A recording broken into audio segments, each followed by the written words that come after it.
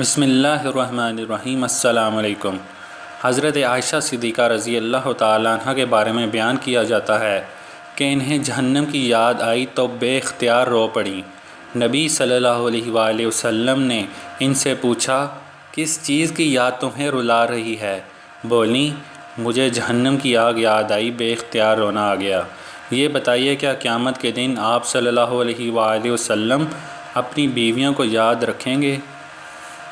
رسول اللہ صلی اللہ علیہ وآلہ وسلم نے فرمایا، عائشہ، 3 مواقع تو ایسے نازک ہوں گے کہ کوئی کسی کو یاد نہ رکھ سکے گا۔ ایک وہ جب انسان کے اعمال تولے جا رہے ہوں گے، ہر ایک کو فکر ہوگی کہ اس کی نیکیوں کا پلڑا ہلکا رہتا ہے یا بھاری۔ دوسرا نازک موقع وہ ہوگا جب نامہ اعمال ہاتھ میں دیا جائے گا اور کہا جائے گا، آؤ پڑھو اپنی کتاب زندگی۔ ہر ایک فکر مند ہوگا کہ اس کا نامہ عمل داہنے ہاتھ میں دیا جاتا ہے یا بائیں ہاتھ میں پیٹھ کے پیچھے سے۔ اور تیسرا نازک موقع جب پل صراط سے گزر رہا ہوگا اور وہ جہنم کے اوپر رکھا جائے گا۔